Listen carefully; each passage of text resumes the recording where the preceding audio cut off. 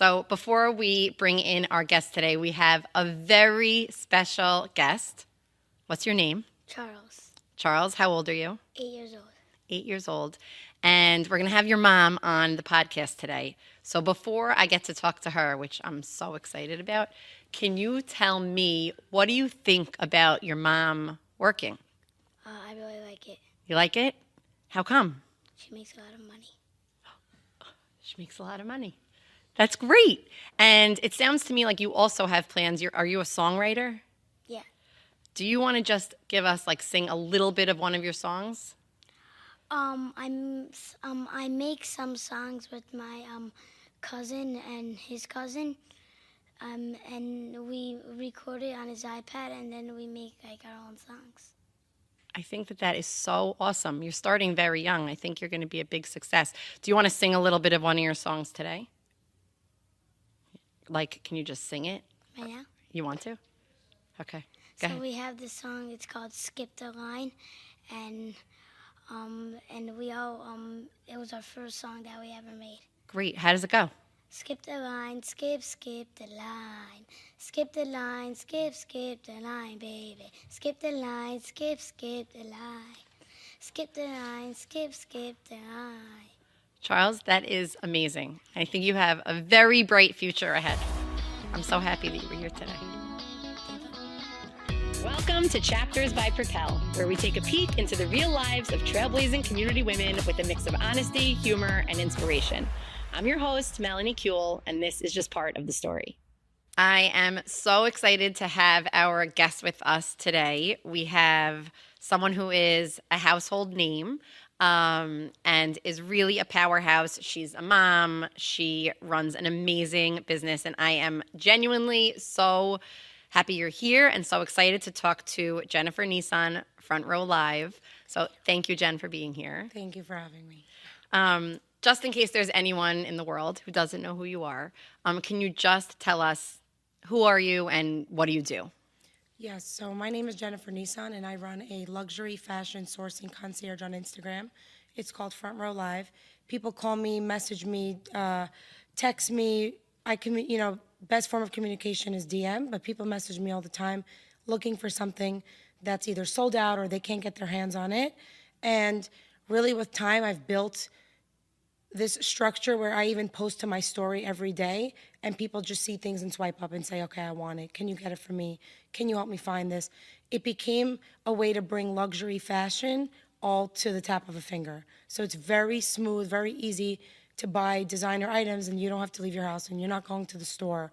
I do everything from A to Z, and all you have to do is just tell me what you want and what size you need it in. It's unbelievable. Yeah, it's exciting. I have to say that when I told one of my friends who's not from the community, and I was sitting at coffee and said, you would love this Jennifer Nisan, she's Front Row Live. She started to look at her phone. I kept talking, and she said, just so you know, I have not heard a word you said since you told me about this, girl, because this Instagram is unbelievable. Thank you. So can you tell me, I know you've been doing this a long time. First of all, when did your love of fashion begin? Love of fashion was always. I was obsessed. I was always experimenting, trying things, looking at websites. I was going online and looking at new collections from Vogue, and whatever I could get my hands on, I would always just take a peek. I love runway. Runway is really one of my favorite things, and I was always in school trying to focus on classwork, but always distracted with, checking on the computer when it's computer class and looking at new arrivals when I should have been doing whatever computer class wanted us to do. But I always loved it. I had a vision in my head from when I was younger that I was going to be the editor-in-chief of a magazine. I wanted to be the next Anna Wintour. There was no stopping me. And I really, really wanted to be an editorial. And then I went to LIM for a little. I got my semester in with fashion merchandising. And then, I got married very young. So I was married by 18. I had my first son at 20 years old. So it was a lot for me. I took a step back and I was home. And then life kind of guided me in the direction of switching schools. I wanted to be closer to home.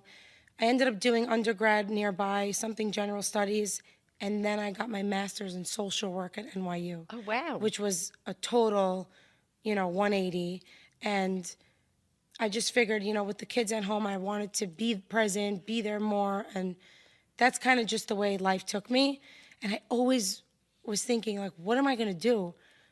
I like this, but I don't want this to be my entire career and what my name is in the end, because you only live once. Yeah. So got the degree. I'll never regret it. I learned how to work with people. I worked in foster care. I worked in a school. I met all different types of people in the world. So it really taught me communication. And when I had my third child, my first daughter, I was sitting home, and it was 2019. And I said, you know what? Let me just make a page. Let me figure out something that I could do that doesn't require me to go anywhere. It's not really a career, let's say, but it's something to keep my mind busy. So I started a page, and I said, what am I going to call it? I was like, let me call it Front Row Live, because everybody that follows me will feel like they're in the front row, live at all times. Really was an accident. This whole business was an accident. I started the page. I said, let me post a couple things I like and share with my close friends what it is that I think is pretty, what I think is cool, what I admire, appreciate in fashion. Posted something one day. Somebody called me and was like, where did you get that? I want it. And I just winged it, and I said, I could get it for you. Just tell me where to send it and send me your credit card. Hung up the phone, and now I'm in panic mode. I'm like, okay, how am I getting this? Who am I getting it from? And at the time, this was a Gucci item, so I called every store in the country. It was much easier to call stores at the time. You could call, and somebody would pick up. Try to call a store now. No one picks up the phone. So really, in luxury, it's very difficult now. So I called a bunch of stores. I called various Gucci stores across the country. Let's say 20 said no. The 21st store was like, hey, this is Hawaii. And I called the store in Hawaii. They were like, this is not really considered U.S. for luxury retail. It's considered more of Asia. So if Gucci in New York wanted it, they wouldn't really transfer it from Hawaii because it's Asian market. But because I called and I'm a customer, I can purchase the item. So the store employee was telling me, hey, we got the item. No one knows it's in the computer yet. I just opened it. And I don't know. I can't remember if this was the first sale I did or the second. Yeah. I remember that it was between Hawaii and Atlanta. Those were the two first Gucci stores that I ever worked with. And whether it was the second or first time with Gucci in Atlanta, same thing happened. Hey, I'm in Atlanta. No one knows I got this yet. You can have it. And I got both bags for two people at the time. The first person, I think I got it from Atlanta. The second person, I had gotten it from Hawaii. And that's when this person was like, hey, I got it. Thank you so much. What do I pay you? And I had no idea what she was talking about. I was like, don't worry about it. Like, I got it for you. She said, absolutely not. You did a service. I'm going to pay you for it. So I just came up with a number in my head, and she didn't even flinch. And she said, okay. She sent it to me. And I remember telling my husband, oh, my God, I sold a Gucci piece, and the girl paid me. He was like, good for you. You know, he wanted to take it seriously, but it was very beginning stage. So he said, good for you. Hopefully you could go from 1 to 3 to 10 or whatever. And with time, you know, COVID happened, everything shut down, and that's when people really needed me. They were like, I can't get into the store. I don't want to wait in line. The stores are calling me. We have no one coming into the store. There's no foot traffic. Do you know anybody who would want this? And it kind of was the middleman, and I found people that wanted it but couldn't get into the store, and I found people who really wanted to sell it but couldn't get customers to come in. So I was that middleman that was making these transactions, and I became almost like a broker. Yeah. And it went from 3 sales to doing 300 sales and 3,000 sales, and you know, I do thousands of sales on a monthly basis. So it really started from a small seed, accident, hobby, into something that it's a multi-employed business now. I'm not just myself. I have my assistant. I have a team of people that help. So it's crazy. It really took time, but I don't know. When you think about that, it started 2019. It's not even that much time. It was the end of 2019. You were just in time. I feel like the fact that you started before COVID was probably a little bit helpful in that started happening. And I love that you say it happened. This whole business happened by accident. It was an accident. It was the best blessing that ever happened to me. It's unbelievable. And also unbelievable that you started in social work. And I love that you can look back at that experience and also feel like it served its purpose because Yeah. now you have a whole team of people. What is it like now? I mean, first of all, Jen, you went from a one-woman show Yeah. to being many of you. Like, was that hard for you to trust people? Was it like, this is amazing because now I can do so much more? Like, what's your feeling on managing a team? Because I think Yeah. that's also unique. That was the biggest fear in the beginning when my business really started growing to a point where I was looking at messages and I couldn't keep up. And I had a mini panic attack at home. I got so blessed in the fact that one of my best friends who I grew up with, she was working somewhere at the time and their business shut down in COVID. So I called her and I said, look, you're like my sister. If I'm going to ask anybody to help me, it's going to be you. And all my clients know that, you know, my assistant, Victoria, I wouldn't be anywhere without her. So at the time, I called her and I said, would you want to come to me? Guess what? We could work from home. You don't have to go anywhere. You don't need to go into the office that you were going into. Let's work together and we'll figure out a system. It took a lot of trial and error. She came and we clashed and I was possessive over my messages and my customers. I really had to learn how to let go and help. She said, let me help you. Help me help you. Yes. Otherwise, you're going to drown. So I kind of really I gave a lot of it to her and put a lot in her hands and I trusted her. But she's like my sister. So that's the best thing that ever happened to me. We figured out a system. It started with just her. She's really the main person that makes the business spin. And then, you know, I have someone on the West Coast. I hired someone in London, in Paris, Mexico City. So it started with Victoria and then it grew to a bunch of people who are like, okay, let me know what you need and we can help you get it. And that's when my business went from simple ABC to now I'm sourcing globally. Now I'm getting things from Asia and Dubai and Europe, and it opens up a whole new world to get people what they want, and I'm not just limited anymore. You know, it's crazy. I'm sure even crazy. saying it sounds crazy to you. Yeah. And really, as I hear you talk about your story, first of all, you should be so proud of yourself. I'm sure you are, but I think it's amazing that you went from making a phone call and calling Gucci stores Yeah, to being where you're managing people that are all over the world. yeah. It went from one sale to just I'm working with all different people. It's not a one-man show anymore. I can't do it by myself. And it's not even just me and my assistants. It's the people on the other end who are giving us this stuff. Relationship is, and I tell everybody this, no one believes me when I tell them, yes, I am friendly with the people that are behind the scenes helping me get the product. I take out employees all the time. I take out people who are helping me on the other end saying, how can I thank you? Or how can we work together? And client relations and relationship with the people that help me get things, it's the most important thing in business. It's networking. Essentially, it's all networking. I know, and it sounds like you really know how to build those relationships and maintain those relationships. Yeah, I love people. I'm obsessed with building relationships with people. That's where social work came in handy. It taught me how to work with all different types of people. I went out to a dinner last night with a corporate company and a few employees, and they were like, Jen, thank you for coming. And I was like, thank you for coming. Thank you for having me. They don't realize how much they mean to me. It's me trying to get the product, and it's the customers asking me for stuff. But it's all the people on the other end. They're like, I have this. Do you have anyone for it? Or, hey, Jen, this collection launches next week. Here's a lookbook. What do you want? What do you think will sell? And it's just this revolving door at all times of who can I give this to? Who wants this? Who am I getting it from?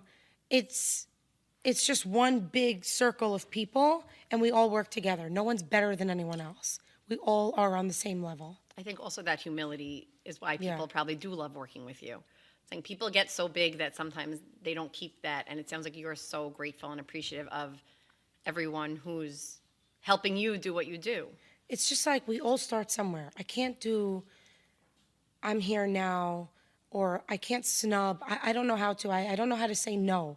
Everyone that knows me knows I don't know how to say no. That's my biggest struggle in my business too, is I'm always helping my friends. I'm always helping my family. I'm always agreeing to go to things and do things and go above and beyond, but I don't know any other way because I would want the same thing reciprocated. So I make it work. I find balance somehow. I don't know how. I do. That's kind of what I want to ask you next, because first of all, it's hard to be someone who says yes to everything. And like sometimes we really have to figure out how we can say no, but you really do sound like you do a little bit of everything. So like thinking about your recent past, when you think about balance, like what does that look like for you? To be 100% honest, if you looked at me a year ago, I didn't have any balance. I was moving at 180 speed. I still move at a crazy speed where sometimes I'm like, oh my goodness, I need to stop. But if you looked at me a year ago, I was waking up in the morning and doing A, B, C, D, E, and juggling it all and coming home and with the kids and doing this. I didn't have anything that was for me. Everything was for everybody else and my family, which I'm grateful for. I would never take that for granted. But I found myself in a point where I don't have anything for myself. So when I tell people this is, I don't know how shocking this is to anyone, but I didn't really have religion in my life as much as I did now. And I'm not perfect. I don't think that I'm, the most religious person. I have a long way to go. Yeah. But I met a rabbi, and I met this person who didn't judge me, who said, what's the problem? And I was like, I'm doing all this and blah, blah, and all this speed. And this rabbi was like, tell me something worse. Like, I can't even, this is all okay. Like, you can get through that. Tell me more. And anything I'd say, he was like, tell me something worse. He was just non-judgmental the entire, I've never had that where I come to someone for help and I told them all the ABC where it was wrong. And this person was like, it's okay. So it's fine. Who cares about yesterday? We're going now to today and tomorrow. So this rabbi was like, why don't you just come to one of my classes? I was like, I'm going to go to a class. All right. I was dreading it. I'm being honest. I was like, I never sat through a class. I probably have ADD with the way my business works. We're used to looking at the new arrivals in computer class. I can't sit still. I can't go to a rabbi class and shut my phone off for an hour. But let me just go once and let me see what happens. Let me just go, shut it off, focus on myself. I went to this class and I loved it so much that I go 2 to 3 times a week now, and my phone is not, I can't use it. So for me, it was really just a whole life-altering experience. I'm listening to somebody else. I'm not the one talking. All I do is talk. My voice is drying out here. So it's nice to hear somebody else speak, and I go and it really helps me. And doing that helped me realize, okay, let me take a step back. The rabbi said this week. Let me focus on my kids, or let me do something with my kids where it's not related to work. Or let me do something at work and take note from what he said and put that into my work life. It changed my whole life. And I go with my kids now on Saturdays. I try to go, and it's a time where I'm with them. So I really think that was meant to happen, is because it gave me a chance to focus on me and my family. It is the only thing I have in my life 2 to 3 times a week where I feel at peace. No one's bothering me. No one's calling me. I hear him speak. He's amazing. He knows who he is. And it's really like, it changed my life. It really did. It's what gave me that balance of juggling. No one juggles more than I do. I'm up at 7 and I'm still going at midnight. So it's the only thing that brings me a little down to earth. And then if you see me all other hours of the day, you're like, oh my God, how did you get here? I just saw you an hour ago and you were there. I'm leaving the class and I'm running. I left from the class and came here. I know. I know. And you did say that to me. Like the couple of times we tried to make a plan, you said, I have a class that day and that day and that day. Yeah, I'm big on these classes. That's great. classes. I don't know if you're going to exercise. I don't know if you're going to the rabbi. I'm like, oh, I love that you have something you can't miss. I love it. It's one thing that's for me and no one could take it away from me. And I just sit and listen. And then I ran here, and my life is still exactly what it was before, just better, Yeah, I love that. And it also sounds like, Jen, this year or this teaching sounds like a lot of it has been focused on like being present, which I think is hard for everyone, because no matter what your responsibilities are, whether you're you or you're someone else who's just trying to juggle or feeling like you're drowning, I think in the world right now, for so often friends will say to me, like, I just feel like I'm drowning. And that's people who work, who don't work, who have kids, who don't have kids. So the fact that you like went ahead and made this big change in your life, I think is really also a testament to you realizing going to that one class, like maybe you didn't know it then was going to change your life. Yeah, I think everything happens for a reason. Yeah. I needed that to balance my life. I'm still at I'm at 150 speed all the time.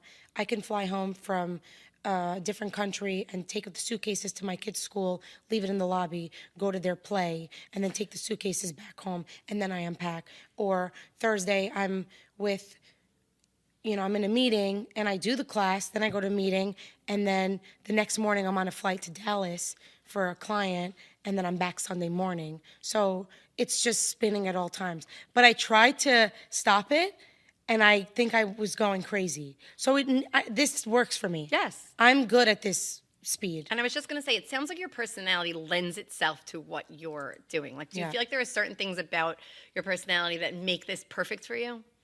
Yeah, I don't know how to sit still, and I don't know how to keep calm, except for that class that I go to. I always need to be doing something. Sometimes my assistant looks at me and she's like, "You're really gonna go there again? You just got home. Do you need to do this?" And I say, I don't need to do it, but it would benefit me if I did it, so I'm gonna do it. Or I come home and I'm exhausted and I can't see straight, but my son is like, "Can we go for dinner?" And I say, "Of course. Let's go for dinner." God bless. And then I come home and I'm cross-eyed and I get in bed. It just works. It's what works for me. It might not work for everybody else, but I've found a way to make my life work for me and my family. Yeah, and that's it. And if it serves you well, I think that's such an important thing. Like, everything isn't for everyone, and everyone has a different amount of time that they need. And it sounds like this has been like complementing the way that you live your life, having those moments of peace. For sure. I'm not perfect. I have a long way to go, but it's... You're doing pretty well, I think. Thank you. You're doing I appreciate okay. it. Thank you very much. Can you think of any time, like in this last, so now I guess it's the last few years, that was like a challenging chapter in your business, or at some point where you like ran into something and you're like, I don't know how I'm going to get past this? Because I think the other thing, which you said, like everyone starts somewhere, and that's a theme that we keep hearing, but is that people like get stuck at some point and just feel like, okay, so I guess it just wasn't to be, or this wasn't going to work. Definitely. So I've had challenges in my career where when you start sourcing globally and I'm getting things from other countries, mistakes are going to happen. I get things, I come through, I try to come through 9 out of 10 times, 10 out of 10 times. It doesn't always go my way. But when you're getting things from another country and there's a mistake, the odds of me getting it back to that country and not taking a hit or a loss are very slim. I've had instances where somebody asked me for something and I was so certain that it was the right thing, and I got it, and I got it from another country. I got it from overseas, and the item came and it's $6,500, and the client's like, "This is not what I asked for. What am I going to do now?" I'm all about my client relationships. Yeah. I'm not telling her, "Sorry, that's what I thought it was," or "That's what you said it was." It was my fault for not checking it to begin with, to 150 where it was like, is everything right here? Is everything going to go well with this order? There are 1 or 2 things that I looked past. And I'm not going to let her get stuck with this item. And I said, "Give it back to me. Here's the money back, and I'll take the hit." And that's not the only hit I've taken. So you can imagine things accumulate and things happen where maybe I didn't want it to go wrong, but I can't control it all the time because we're all working to get something, and somewhere along the line, something is going to get misread. Yeah. So that was the biggest struggle, where I was like, oh my God, can I really take this hit right now? And the answer is always yes, because I'd rather have a lifelong client and somebody that'll trust me than me tell the client, "Sorry, you're stuck with it. It's not my loss." And then I lose that client for life. So it's all about relationships for me. I'll take the hit. I'll suffer through it. My client matters to me before a $6,500 purchase. So. And that's very also, like, instead of being short-sighted, I feel like you were thinking lifelong, which is so Yeah. important in terms of the relationships that you're Yeah. talking about. Relationship is key. Don't ever tell somebody it's your fault and somehow you'll get reward somewhere else down the line in the future. And this client said to me, "I cannot believe you took this hit for me. You have me for life. Like, I will get everything from you." And she's been back multiple times since then. So you have to really look in the future and see past that hit at the moment, that things will work itself out eventually, you know? And to Themselves that out. point, Jen, like I think, first of all, I think it's great advice just in terms of entrepreneurs and people in business to think that way. Do you have any other like philosophies in terms of business like they think are important for success? And again, I don't know if you've thought about it like in that way. Like you're saying to people, think about your relationships first. And I think that that is, no matter what you do, so important. And people feel that. I am sure people feel that from you, that you really value them. Is there anything else you would say is like really important to having a successful business? Yeah, my number one thing is if you don't think you can do it or you don't go for it, it's not coming to you. I never in my life told myself, oh, Front Row Live, I'm scared. What if this person? I always in my head said, this is what I'm going to do. This is what the outcome is going to be. And people are going to go for this. I predicted it myself. I don't let it come to me. I go and get it. I have a hard time, and I try not to be, judgmental with somebody that's in business or that comes to me for advice when I'm like, well, what did you do? And they say, I didn't do that, or I didn't do this, or did you try this? No. I'm like, how are you going to get it? You have to be the one to convince everyone that this is what's going to be. I never doubted myself for 1 second. I always tell my husband, if I wanted to do this tomorrow, steer away from the fashion and take a whole other career, I would be the best at it. I'm confident in that. I really am. I love it. Whatever I would take on in my life, I am confident that I would make it work and do the best of my ability, and I don't take no for an answer. So I just do what I got to do. I can't explain it. Just do what you have to do. It'll all come. You got to fight for it. No one's fighting for it as hard as you are. for you. You know? No, you're right. What do you think is something, it sounds like you are, which I love, so authentic and so real, and people who know you really know you. For everyone else who doesn't really know you, what's something that people would be surprised to hear about you?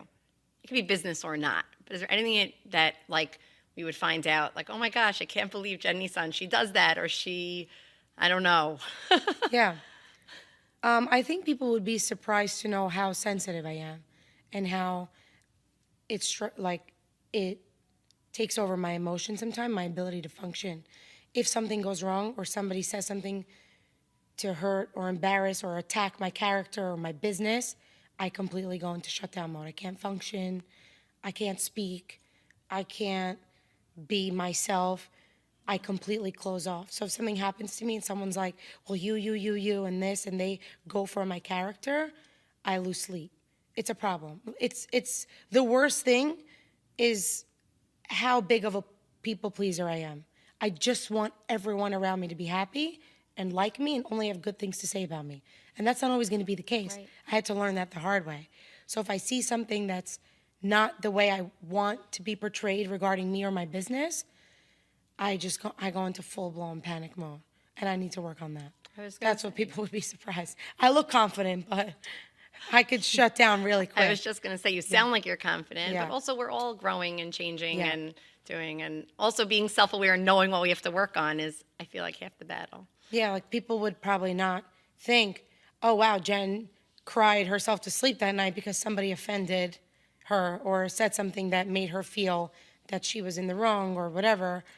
That's when I'm like, I just become this insecure. I can't explain it. No, listen, it also makes sense because it seems like you take a lot of pride in what you do and in who you are. And so when people like attack us or what we're doing, it feels like, it's hurtful. Yeah. You're right, probably, that who you present, people would be surprised to know that that really gets inside. Yeah, I take everything very personal. So That sounds- sometimes it works against Yeah, me. sometimes you're right. What's one lesson you think you could pass on? It's like the next generation of women who are coming up in the community who, want to do something. I guess you sort of just said, like, as far as like really believing in yourself. Is there anything else you would say to someone, maybe someone who is interested in fashion? Like, where do they start? What should they do today? Today, utilize social media. There's people on TikTok. There's people on Instagram Shop. There's people that are using social media to make more money than I've ever witnessed in my life. There's people making money off of clicking their nails on a bottle and doing sounds, and people are so intrigued by the sound that they're subscribing to their page. Is that and true? Yes, ASMR. People watch that. People subscribe to watching people chew in a restaurant. The restaurants are paying these people to come try their food. You could do anything you want with social media. I'm not telling you to go crazy above and beyond, but without social media, my business wouldn't exist. So I tell people all the time, post, stay consistent. Put yourself out there and put your product out there. If you don't put it out there, how's anyone going to see it?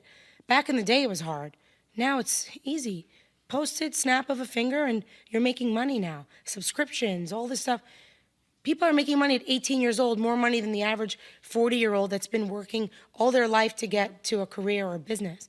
Social media is the fastest way to make money right now, in my opinion. That's great advice. Yeah. It really is. What is one thing you want to be remembered for, Jen? Honestly, one thing I really want to be remembered for is my ability to, I don't care who you are or where you come from. I'm a people person. I want to be remembered as someone that was like, oh yeah, she was always nice to me. She always took me seriously. She always welcomed me to this. I love people. Really, I do. I really love people. I want to be remembered by somebody that was social and helped, and I want to do things. I want to help people. I always tell people, you need help with business or just call me. And I really don't know how to say no. That's what I want to be remembered by. That she rallied all the time, went through, she was tired, she still went. She couldn't talk, but she still picked up the phone. I really try. I always pick up my phone. My mother-in-law always says, if I need to reach anyone in the family, I'm calling you, because I pick up. If she called right now, somehow I'd pick up. I'm not joking. I'm always ready to pick up or do or go. And sometimes it disappoints me when I need that and it doesn't come back. I'm just wondering, I asked your son this question before we started, but what do you like about working? I think the best thing about it is that I keep myself busy.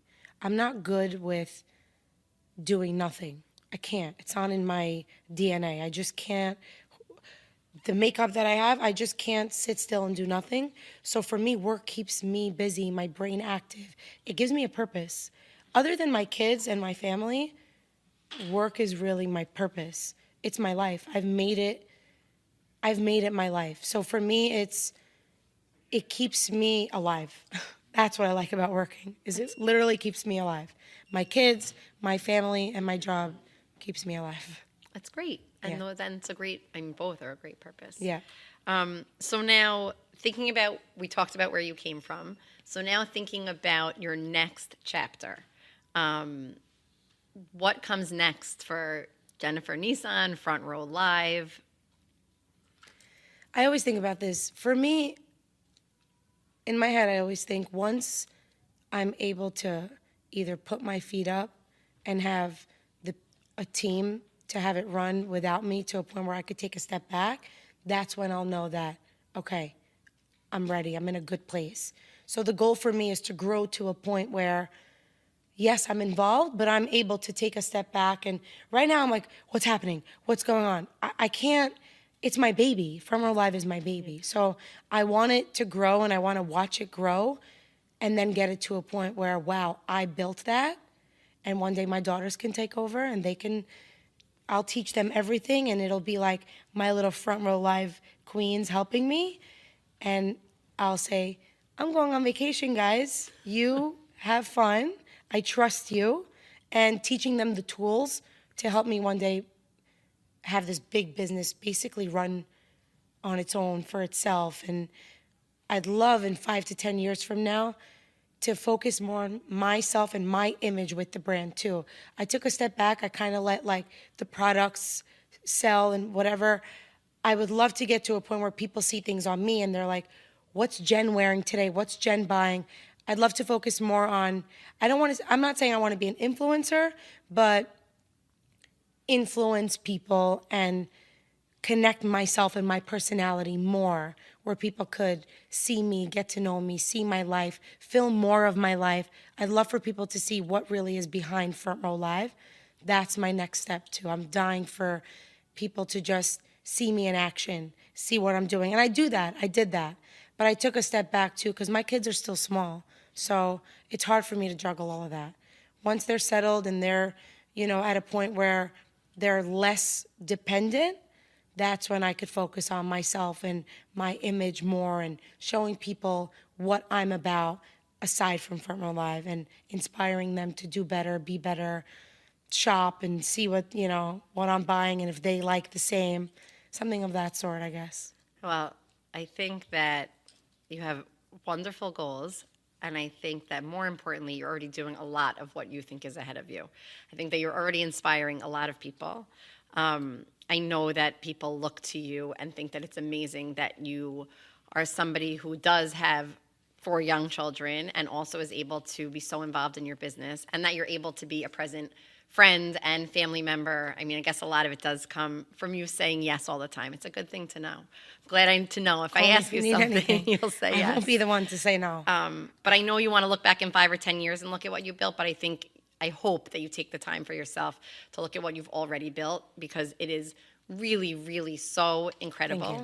Thank you. Really, thank you. And I have loved getting to know you and getting to talk to you, and we so appreciate that in your busy life. I guess you said yes because you felt like you had to. No, I wanted to be here. I really wanted to be here. But that you came here to talk to us. And I think a lot of people will love listening to all of your advice and everything that you've been through and what brought you to where you are today. I love that. Thank you very much. Thank you. I loved being here. Thanks for having me. Thank you so much for joining us at Chapters by Propel. If you're ready for the next chapter in your career journey, give us a call. We're happy to help you with career coaching, navigating graduate school, or leveling up your business with some business strategy and consulting. You can email us at info@thepropelnetwork.org. Special thanks to Melanie Kuehl, our amazing host, to Hit Central Studios, and the amazing team at Propel. Good night.